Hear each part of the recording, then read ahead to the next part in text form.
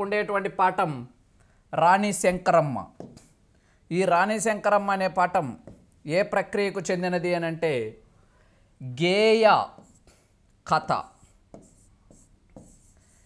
గేయ కథ ప్రక్రియకు చెందినది. అంటే కథను గేయ రూపంలో రాస్తే దానినే గేయ కథ అంటారు. ఈ రాణి శంకరమ్మ అనే పాఠ్యాంశం గేయ కథ ప్రక్రియకు చెందినది. ఇతివృత్తం ఏమిటంటే చారిత్రక వీరగాథ, చారిత్రక వీరగాథ.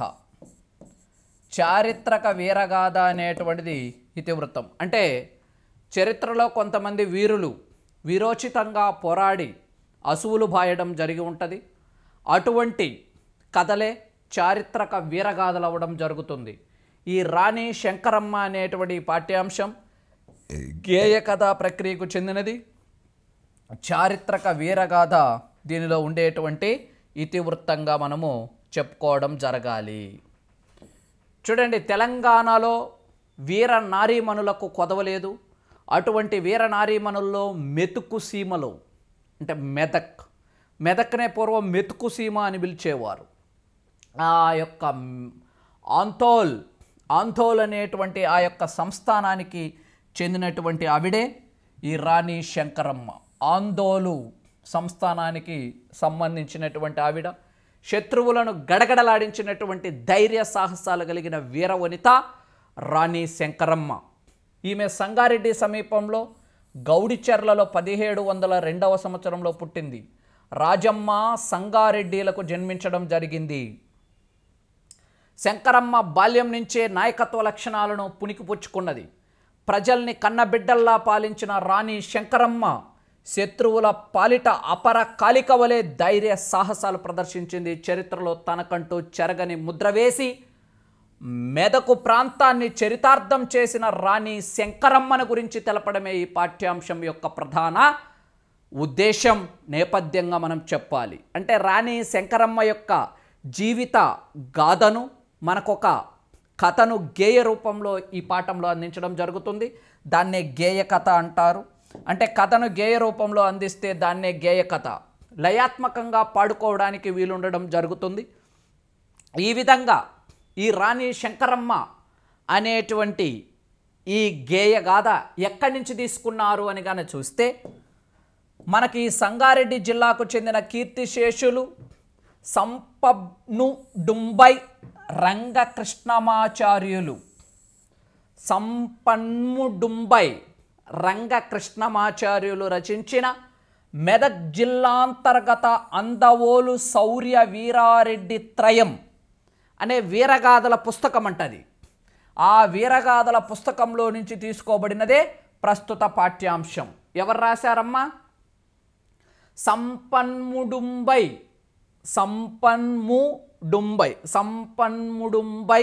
రంగకృష్ణమాచార్యులు రచించిన మెదక్ జిల్లాంతర్గత అందవోలు శౌర్య వీర్యరెడ్డి త్రయం,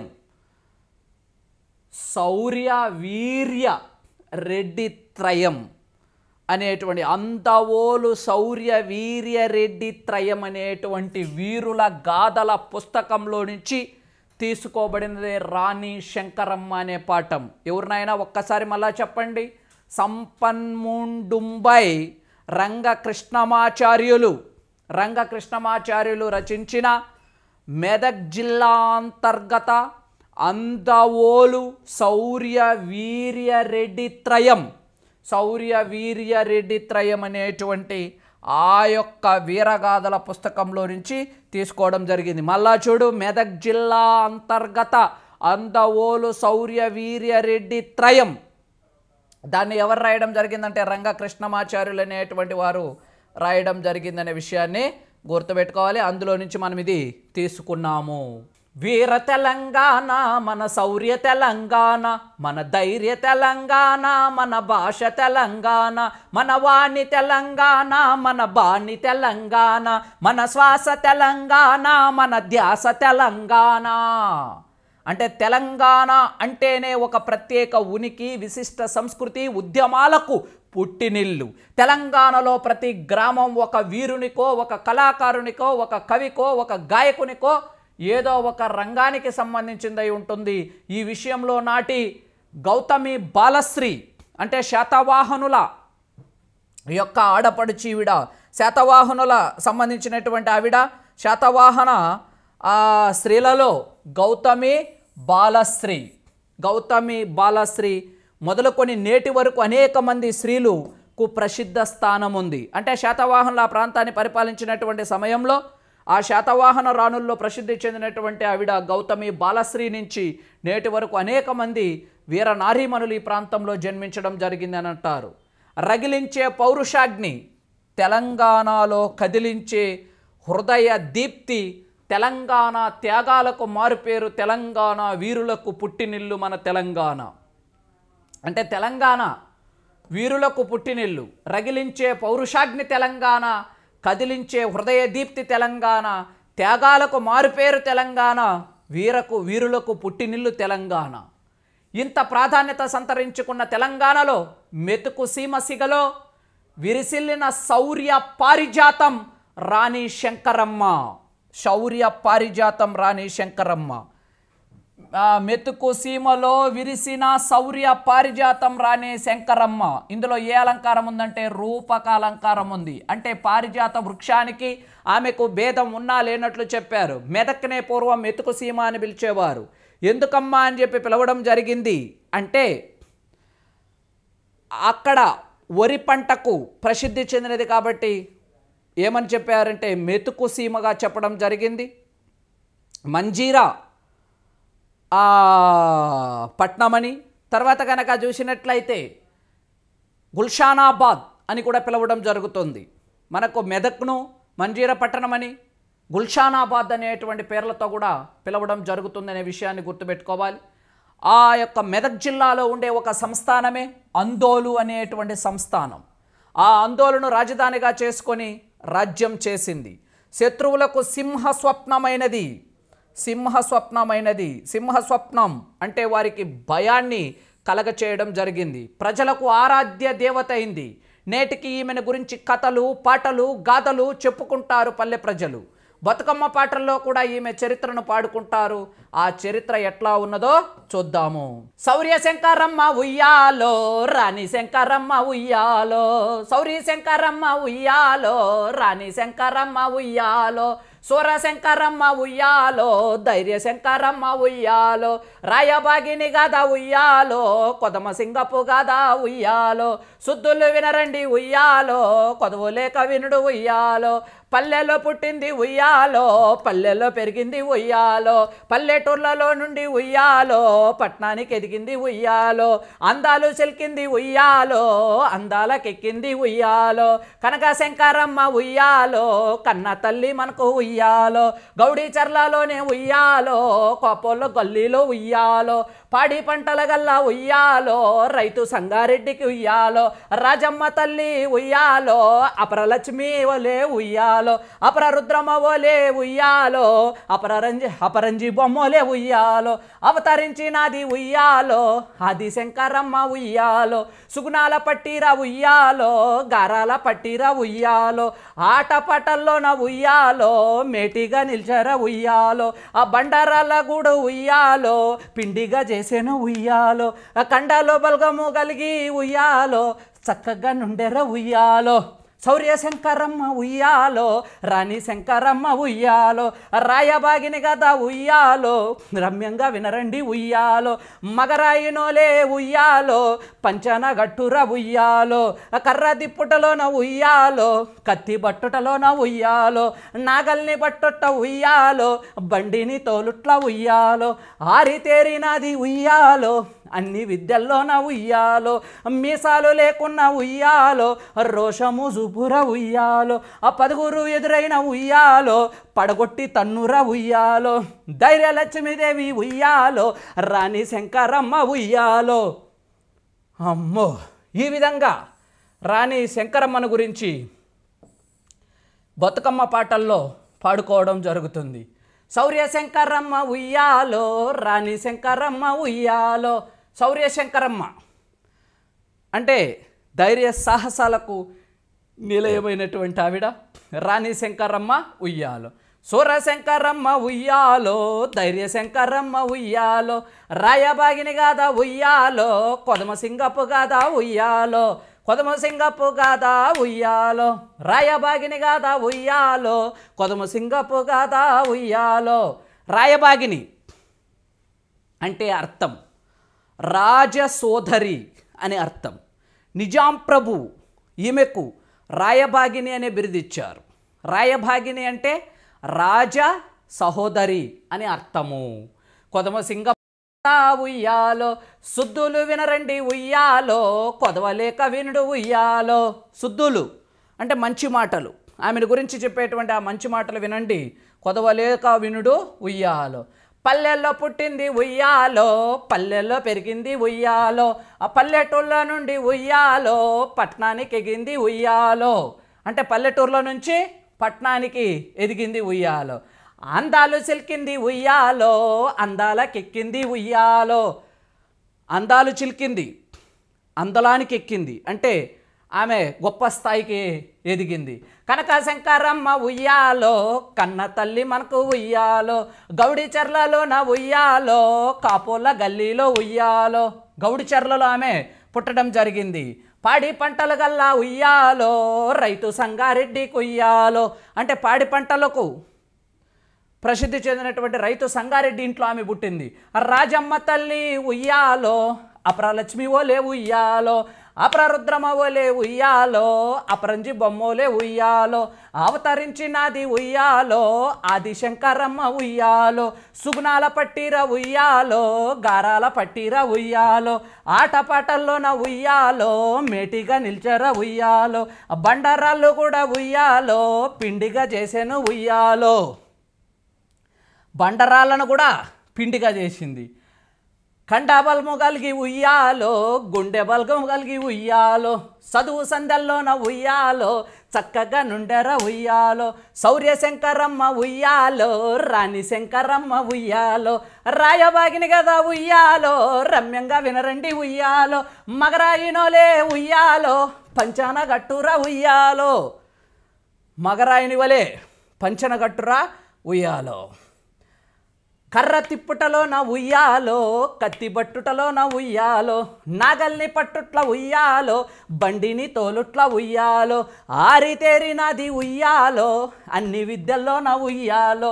మీసాలు లేకున్న ఉయ్యాలో, రోసము జూపుర ఉయ్యాలో. 10 ఎదురైన ఉయ్యాలో, పడగొట్టి తన్నుర ఉయ్యాలో. 10 మంది ఎదురైనా తన్ని పడేస్తుందట. ధైర్యలక్ష్మీదేవి ఉయ్యాలో, రాణి శంకరమ్మ ఉయ్యాలో. ఈ విధంగా ఎదుగుతున్న శంకరమ్మ ఒకసారి గౌడిచెర్ల ప్రాంతంలో ఒక చిరుత పులితో కలబడిందట. చిరుత గాండ్రిస్తూ తన పంజా విసురుతన్నా భయపడలేదు. కట్టెతో పులిని కొడుతూ ధైర్యంగా ఎదుర్కొన్నది. చిరుత పులిని కాళ్ళతో తొక్కింది, దాన్ని చంపేసింది. తాను చాలా అలసిపోయింది. అయినా అతి కష్టంతో తన తండ్రికి సద్దిగంపను తలపై నెత్తుకొని తీసుకుపోతున్నది. ఆ విధంగా చిరుతపులిని చంపి సద్దిగంపను తన నెత్తి మీద ఎత్తుకొని పోవడం జరుగుతుందన్న. ఒక్క గంపల్లో ఉయ్యాలో, సద్ది మూట పెట్టి ఉయ్యాలో.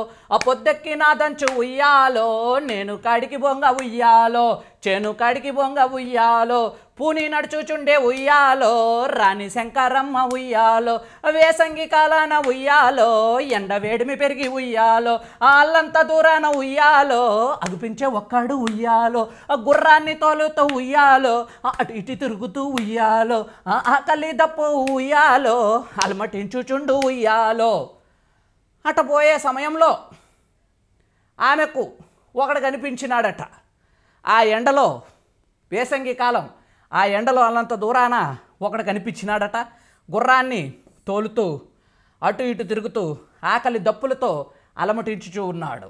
శంకరమ్మ చూసి ఉయ్యాలో చెంతకెగినది ఉయ్యాలో, ఆ మంచి నీళ్ళందించి ఉయ్యాలో అంబలి సంకటి ఉయ్యాలో, అతనికి ఇచ్చినది ఉయ్యాలో ఆకలి తెచ్చింది ఉయ్యాలో, ఈ రీతి శంకరమ్మ ఉయ్యాలో సేదదిచ్చినది ఉయ్యాలో, నరసింహారెడ్డి ఉయ్యాలో సంతోష బర్తిడై ఉయ్యాలో, అమ్మ నీవెవరు ఉయ్యాలో అన్నపూర్ణవు నీవు ఉయ్యాలో, అమృతాన్నమనిచ్చి ఉయ్యాలో ఆకలి తెచ్చినావు ఉయ్యాలో, ఇదిగో తీసుకోమంచు ఉయ్యాలో ఉంగరం ఇచ్చే ఉయ్యాలో, అప్పుడు శంకరమ్మ ఉయ్యాలో ఈ రీతి బల్కే ఉయ్యాలో, నీవెవరో గాని ఉయ్యాలో వేయి దండాలయ్య ఉయ్యాలో, ఉంగర గింగర ఉయ్యాలో నాకేమీ వద్దయ్య ఉయ్యాలో, ఈ ఉంగర చూస్తే ఉయ్యాలో మా అయ్య మా అవ్వ ఉయ్యాలో, తప్పు చేసేవంచు ఉయ్యాలో కోదండ మేతూరు ఉయ్యాలో, అమ్మ లక్కలంతా ఉయ్యాలో నిందలు వెతురు ఉయ్యాలో, నాకొద్దు ఉయ్యాలో ఈ ఉంగరం ఉయ్యాలో, అనుచు దిగ్గున లేచి ఉయ్యాలో లేడోలే పరిగెత్తే ఉయ్యాలో. అలా ఆమె ఆయనకు ఆ సంగటి అంబలి అది ఇచ్చి నీళ్లు తాగించి ఆకలి తీర్చింది. ఆకలి తీర్చిన తర్వాత నరసింహారెడ్డి సంతోషభరితుడై అన్నపూర్ణలాగా నాకు అన్నం పెట్టినావు. అన్నపూర్ణ కాశీ విశ్వనాథుని యొక్క భార్య, కాశీ విశ్వేశ్వరుని యొక్క భార్య అన్నపూర్ణాదేవి. ఆ అన్నపూర్ణాదేవి ఎలా అయితే అక్కడ ఆకలితో అలమటించే వారికి అన్నం పెడుతుందో నీవు కూడా అలానే నాకు అన్నపూర్ణ మాదిరిగా అన్నం పెట్టినావు. అమృతాన్నమిచ్చి ఉయ్యాలో ఆకలి దిచ్చితి ఉయ్యాలో, ఇదిగో తీసుకోమంచు ఉయ్యాలో ఉంగరం ఇచ్చాను ఉయ్యాలో, ఉంగరాన్ని ఇచ్చిందట. అప్పుడు శంకరమ్మ ఉయ్యాలో ఈ రీతి బల్కే ఉయ్యాలో, నీవెవరో గాని ఉయ్యాలో వేయి దండాలయ్య ఉయ్యాలో, ఉంగర గింగర ఉయ్యాలో నాకేమీ వద్దయ్య ఉయ్యాలో. అయ్యా నీ ఉంగరం గింగరం నాకేం వద్దులే స్వామే, ఈ ఉంగర చూస్తే ఉయ్యాలో మా అయ్య మా అవ్వ ఉయ్యాలో, తప్పు చేసిన వంచు ఉయ్యాలో కోదండ మెత్తారు ఉయ్యాలో, నన్ను శిక్షించడం జరుగుతుంది. ఈ యొక్క నువ్వేందో తప్పు చేసినావు లేకపోతే ఈ ఉంగరం ఏనికి వస్తుందని చెప్పి అడుగుతారు. అమ్మలక్కలంతా ఉయ్యాలో నిందలు వెతురు ఉయ్యాలో, అమ్మలక్కలంతా నిందలు ఎత్తారు ఏడ తెచ్చినవే అని చెప్పి అడుగుతారు. నాకొద్దు ఉయ్యాలో ఈ ఉంగరమేమో ఉయ్యాలో, అనుచు దిగ్గున లేచి ఉయ్యాలో లేడోలే పరిగెత్తే ఉయ్యాలో, అనుచు దిగ్గున లేచి లేడిలాగా పరిగెత్తడం అనేటువంటిది జరిగిందట. ఇట్లా ఇతరులకు సహాయం చేయడంలో కూడా రాణి శంకరమ్మ ఎప్పుడు ముందుండేది. ఈ పాటలో ఉన్న నరసింహారెడ్డి ఆందోలు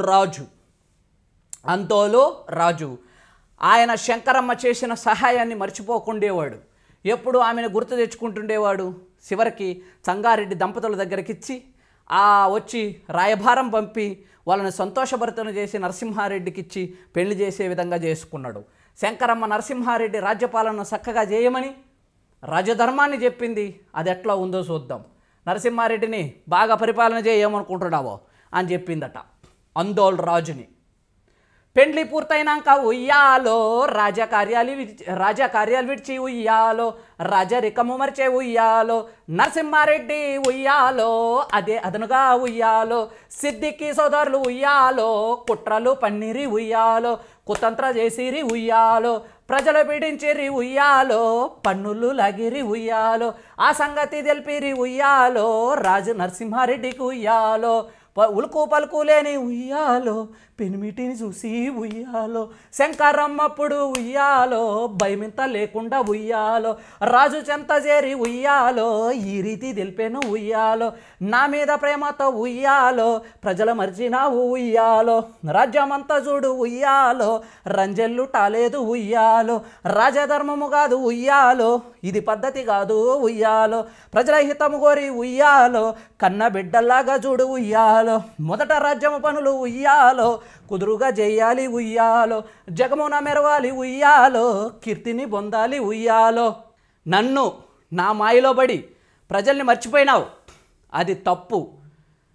ప్రజలు సుఖశాంతులతో ఉండాలి, అప్పుడే మన కీర్తి ప్రతిష్టలు అనేటువంటివి పెరుగుతాయి అని చెప్పి భర్తకు చెప్పడం జరిగింది. వాడెవడో వచ్చినాడట, ఎవడోడు సిద్దికి సోదరులు వచ్చి వీళ్ళ మీద పన్నులు అనేటువంటివి బాధినారట. ఈ విధంగా తన పెనిమిటికి రాజధర్మం గురించి చెప్పి రాజ్యపాలన చేయించింది. చక్కగా పాలన సాగిస్తున్న నరసింహారెడ్డిని చూసి సహించలేని సిద్దికి సోదరులు విషప్రయోగం చేసి చంపేశారు నరసింహారెడ్డిని. శంకరమ్మ తన భర్త గురించి ఏడ్చి కండ్లలో సముద్రం నింపుకున్నది. కండ్లలో సముద్రం నింపుకున్నది అనేది ఒక జాతీయం. అంటే కళ్ళ నిండా నీటిని నింపుకున్నది, బాధను దిగమింగుకున్నది. ఈమె ఇట్లా బాధలో ఉండగానే శంకరమ్మను నైజాం రాజు మరాఠీలపైకి యుద్ధానికి పంపాడు. అది ఎట్లాగో వినుండి. మరాఠీలు ఒక పక్కన యుద్ధానికి వచ్చిర్రు. మళ్ళా భర్త చనిపోయిండు. సిద్దికి సోదరులు విషప్రయోగంతో ఆ సమయంలోనే మరాఠీలు ఇక్కడ నిజాం ప్రభువు మీదకి యుద్ధం ప్రకటించిన సందర్భంలో ఆ మరాఠీ పేష్వాల మీదకి యుద్ధానికి పంపబడింది శంకరమ్మను. అంతటా మరాఠీ ఉయ్యాలో, పంతాలు గలవారు ఉయ్యాలో, నైజాము రాజుకు ఉయ్యాలో, జాబును రాసిరి ఉయ్యాలో, కప్పంబు గడతావా ఉయ్యాలో, కయ్యానికి వస్తావా ఉయ్యాలో, మా బలము గొప్పది ఉయ్యాలో, రాజీకి రావయ్య ఉయ్యాలో. అది చూసి నైజాము ఉయ్యాలో, చింతాల పడ్డాడు ఉయ్యాలో, ఆ పేష్వాల వీరుల ఉయ్యాలో, సూరులు ధీరులు ఉయ్యాలో, పోరునెట్ల చేతు ఉయ్యాలో, వారినెట్ల గెలుతూ ఉయ్యాలో, అనుచు చింతించు ఉయ్యాలో, శంకరమ్మ పిలిచి ఉయ్యాలో. శంకరమ్మను పిలిచాడట. అసలు ఎలా వీళ్ళని గెలవడం? వాళ్ళు గొప్పవారు, వీరులు, ఆ మరాఠీ ధీరులు చాలా గొప్పవారు. వారిని అసలు ఎలా గెలవాలి అని చెప్పి ఈయన ఎంతగానో బాధపడడం అనేటువంటిది జరిగిందట. అప్పుడు శంకరమ్మను పిలిచాడట. శంకరమ్మను పిలిచి సమరానికి పంపే ఉయ్యాలో, కయ్యానికి పంపే ఉయ్యాలో, శంకరమ్మంతట ఉయ్యాలో, శక్తి రూపము దాల్చి ఉయ్యాలో, జుట్టు ముడి వేసింది ఉయ్యాలో, కొంగు నడుము గట్టే ఉయ్యాలో, ముందు కుచ్చిళ్ళు తీసి ఉయ్యాలో, ముద్దుగా మొలిసింది ఉయ్యాలో, కాసి పోసినది ఉయ్యాలో, కత్తిని బట్టింది ఉయ్యాలో, కథనానికి వెళ్ళింది ఉయ్యాలో, కాలిక రూపెత్తి ఉయ్యాలో, అశ్విక దళము ఉయ్యాలో, 6000 రాగా ఉయ్యాలో, కాలి బంటులంతా ఉయ్యాలో, వేవేలు వెనువంట ఉయ్యాలో, మొండి ధైర్యంతోనే ఉయ్యాలో, దండెత్తిపోయింది ఉయ్యాలో, ఎత్తుపై ఎత్తుతో ఉయ్యాలో, కత్తు కల్దెగ్గోసి ఉయ్యాలో, కుత్తు కల్దెగ్గోసే ఉయ్యాలో, రక్తము పారించే ఉయ్యాలో, వీరనారి అయ్యే ఉయ్యాలో, పిశ్వాల తోకలకు ఉయ్యాలో, కత్తిరించి వేసే ఉయ్యాలో, విజయ గర్వంతోని ఉయ్యాలో, ఎనుదిరిగినది ఉయ్యాలో. అబ్బా, ఆమె ఆ పేష్వాలతో యుద్ధం చేసేటువంటి సమయంలో సమరానికి కయ్యానికి పంపినాడట. శక్తి రూపం, ఒక అమ్మవారి రూపం దాల్చి జుట్టు ముడి వేసినది ఉయ్యాలో, కొంగు నడుము గట్టి ఉయ్యాలో. నడుము కట్టడం ఒక జాతీయం. నడుముగట్టు అంటే ఒక జాతీయం, అంటే ప్రారంభించడం. ముందు కుచ్చిళ్ళు తీసి ఉయ్యాలో, ముద్దుగా మలిచింది ఉయ్యాలో, అంటే కుచ్చుళ్ళు ముద్దుగా మలిసిందట. కాసేపోసినది ఉయ్యాలో, కత్తినే బట్టింది ఉయ్యాలో, కత్తిని తయారు చేయించుకున్నది. అశ్విక దళము కథనానికి వెళ్ళింది ఉయ్యాలో, కాలిక రూపెత్తి ఉయ్యాలో. కథనానికి యుద్ధానికి వెళ్ళింది కాలిక. అశ్విక దళము ఉయ్యాలో, 6000 రాగా ఉయ్యాలో, కాలి బంటులంతా ఉయ్యాలో, వేవేలు వెనువెంట ఉయ్యాలో, మొండి ధైర్యంతోనే ఉయ్యాలో, దండెత్తిపోయింది ఉయ్యాలో, ఎత్తుపై ఎత్తులో ఉయ్యాలో, కుత్తుకలు దగ్గోసే ఉయ్యాలో, రక్తము బారించే ఉయ్యాలో, వీరనరి అయ్యే ఉయ్యాలో, పిశ్వాతోకలు ఉయ్యాలో, కత్తిరించి వేసే ఉయ్యాలో, విజయ గర్వంతోనే ఉయ్యాలో, ఎనుదిరిగినది ఉయ్యాలో, పీకలు వాళ్ళు కుతుకులు తెగ్గోసినది శంకరమ్మ. విజయం తర్వాత నైజాం ప్రభు శంకరమ్మకు రాయబాగిన్ అనే బిరుదిచ్చాడు. రాయబాగిన్ అంటే ఏమిటి? రాజ సహోదరి అనే అర్థం. రాయబాగిన్ అంటే అర్థమేమి? రాజ సహోదరి అనే బిరుదునిచ్చి అందోల్ రాజ్యానికి శంకరమ్మకు అప్పగించాడు. ఆమెను రాణిగా ప్రకటించాడు. 1764 సంవత్సరంలో అందోల్ రాజ్యానికి శంకరమ్మ రాణి అవ్వడం జరిగింది. చక్కగా రాజ్యపాలన చేసే సందర్భంలో సూరత్వంతో విస్తరించింది, అనేక విజయాలు సాధించింది. ఆమె మనసు సంతోషంగా ఉండేది. ఎప్పుడూ భర్తను గుర్తుకు వచ్చేవాడు. ఆ బాధ నుంచి ఉపశమనం పొందడానికి తీర్థయాత్రలకు పోయింది.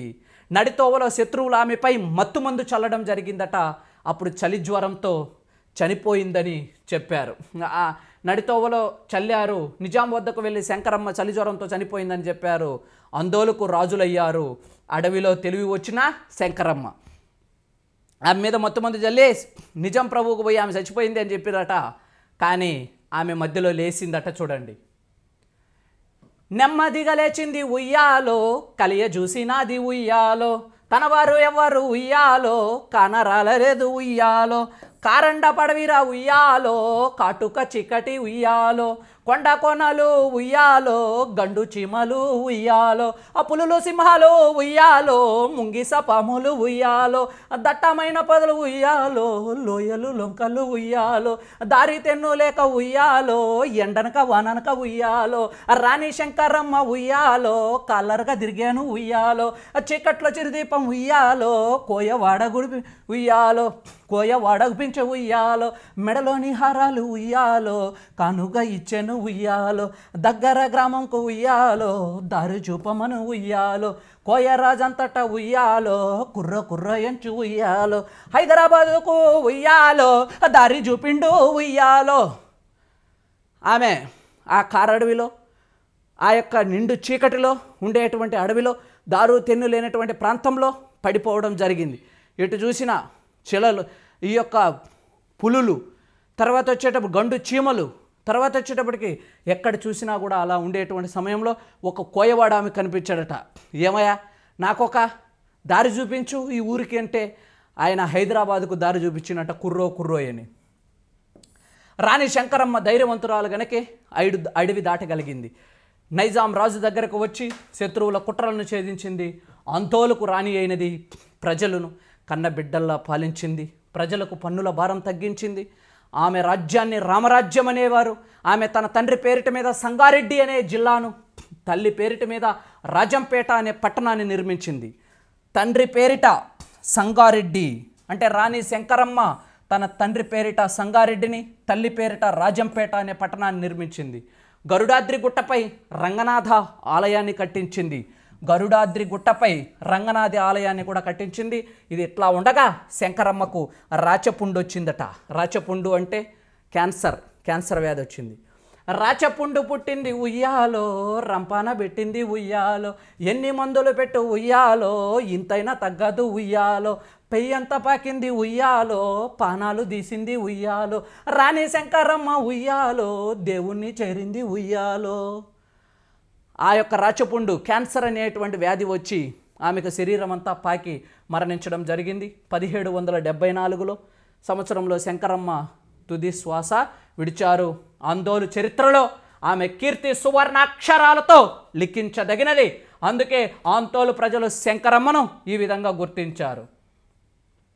వీరశంకరమ్మ ఉయ్యాలో, సూరశంకరమ్మ ఉయ్యాలో, ఆందోళన కీర్తిని ఉయ్యాలో, అజరామరం చేసి ఉయ్యాలో, సూర్యచంద్రులో లే ఉయ్యాలో, సుక్కై నిలిచింది ఉయ్యాలో, ఆదర్శరాణి అయి ఉయ్యాలో, నిలిచిపోయినది ఉయ్యాలో, మారాని శంకరమ్మ ఉయ్యాలో, మారాని మా తల్లి ఉయ్యాలో, విన్నవారికి ఉయ్యాలో, విష్ణులోకాలు ఉయ్యాలో, చెప్పినోరికి ఉయ్యాలో, కలుగు గో సంపదలు ఉయ్యాలో, మంగళం మంగళం ఉయ్యాలో, రాణి శంకరమ్మ ఉయ్యాలో, మంగళం మంగళం ఉయ్యాలో, రాణి శంకరమ్మ ఉయ్యాలో అని అంటూ ఆ రాణి శంకరమ్మను గురించి చెప్పినోళ్లకు, వినినోళ్లకు విష్ణు లోకాలు అనేటువంటివి, విన్నవారికి ఉయ్యాలో, విష్ణు లోకాలు ఉయ్యాలో, చెప్పినోరికి ఉయ్యాలో, చెప్పిన వాళ్ళకి గోసంపదలు అనేటువంటివి కలుగుతాయని, మంగళం మంగళ ఉయ్యాలో,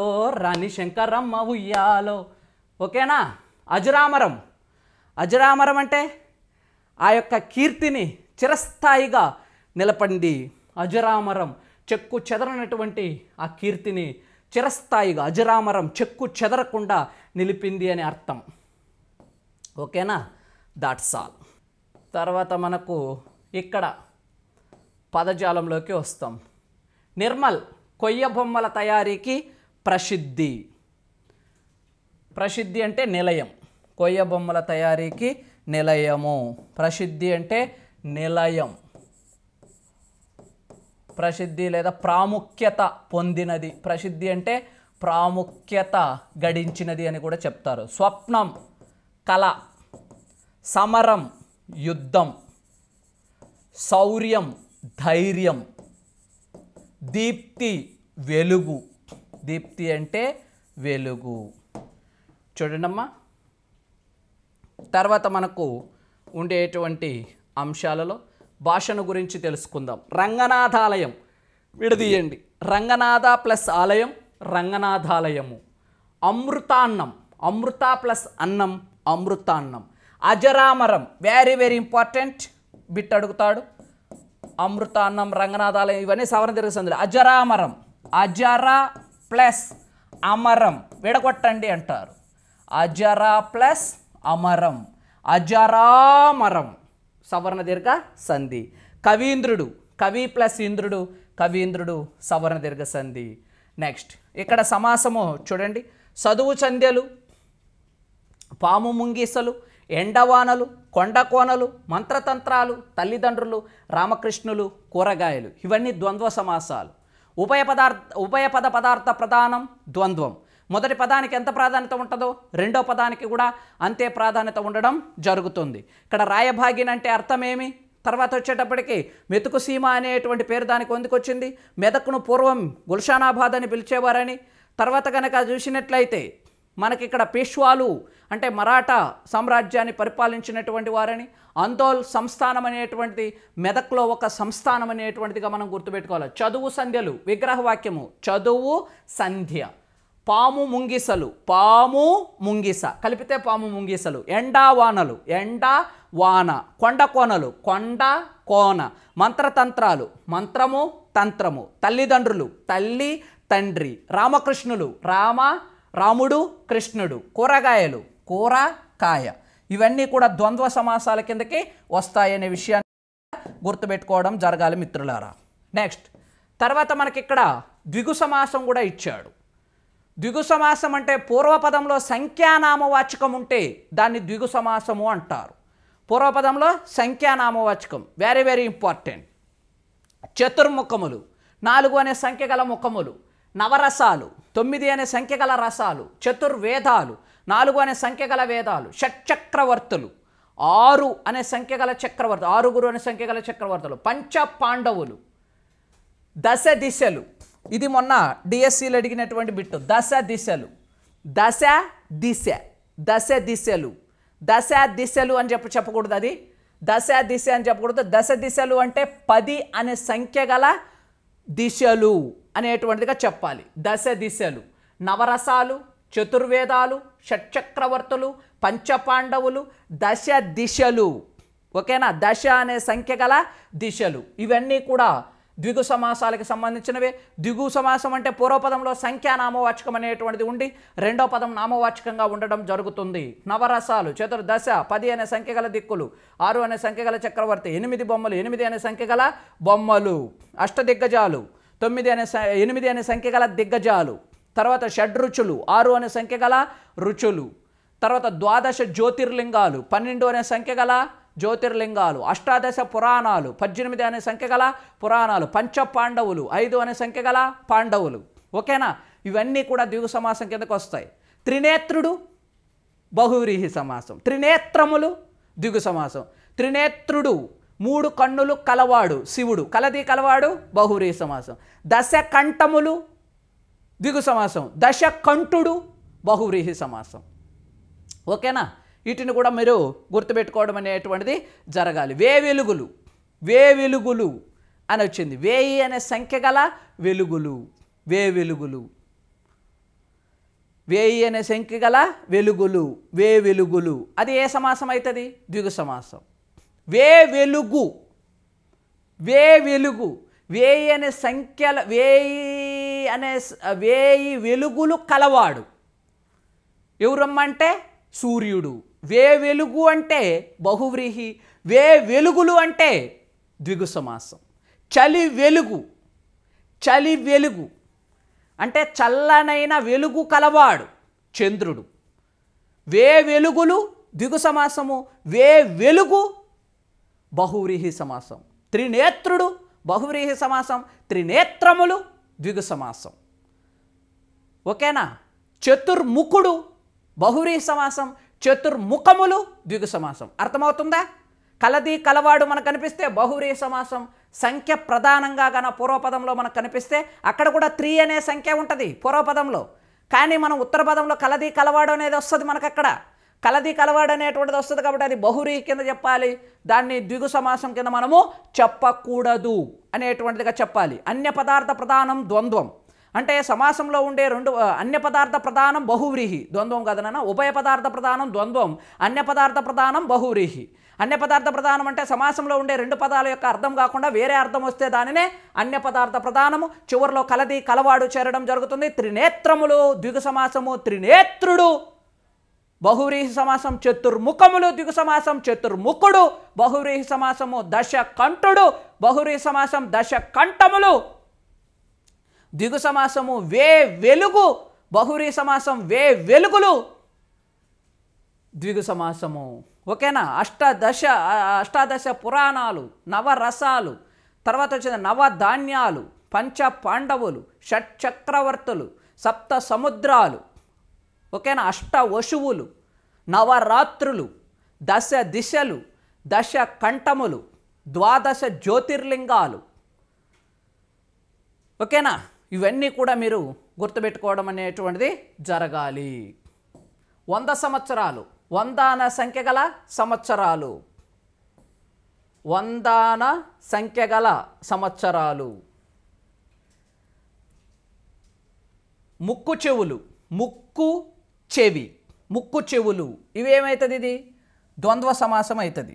ముక్కు చెవులు, ముక్కు చెవి ద్వంద్వం, ఇది ద్వంద్వ సమాసం అవుతుంది. 7 ఏండ్లు, 7 అనే సంఖ్య గల ఏండ్లు, అది ఏమవుతుంది? ద్విగు సమాసం. 6000 గుర్రాలు, 6000 అనే సంఖ్య గల గుర్రాలు. శౌర్య ధైర్యాలు, శౌర్యము ధైర్యము, ఇదేమవుతుంది? ఇదేమవుతుంది అంటే ద్వంద్వ సమాసం అవుతుంది. దశ దిశలు, దశ దిశలు, దశ దిశలు ద్విగు సమాసం అయితే శౌర్య ధైర్యాలు ద్వంద్వ సమాసం అవడం జరుగుతుంది అనే విషయాన్ని మీరు ఇక్కడ వెరీ వెరీ ఇంపార్టెంట్. ఇవి మొన్న డిఎస్సీల్లో టెట్ల్లో ఇక్కడ అడగడం జరిగింది కాబట్టి వీటిని చాలా జాగ్రత్తగా మీరు గుర్తుపెట్టుకోవాలి. దశ దిశలు, శౌర్య ధైర్యాలు, తర్వాత వచ్చింది 6000 గుర్రాలు, 7 ఏండ్లు, ముక్కు చెవులు, ఇవన్నీ కూడా మీరు చాలా జాగ్రత్తగా గుర్తుపెట్టుకోవాలి. చతుర్ముఖుడు, చతుర్వేదములు, తర్వాత వచ్చేటప్పటికి చతుర్వేదాలు, చతురాశ్రమాలు, నవరసాలు, నవధాన్యాలు. అలానే దశకంఠుడు అంటే దశకంఠములు అంటే వే వెలుగు అంటే వే వెలుగులు అంటే వాటి మధ్య డిఫరెన్స్ ఇవంతా కూడా మనం చాలా జాగ్రత్తగా గుర్తుపెట్టుకోవాలి. దాట్స్ ఆల్ నాన్న.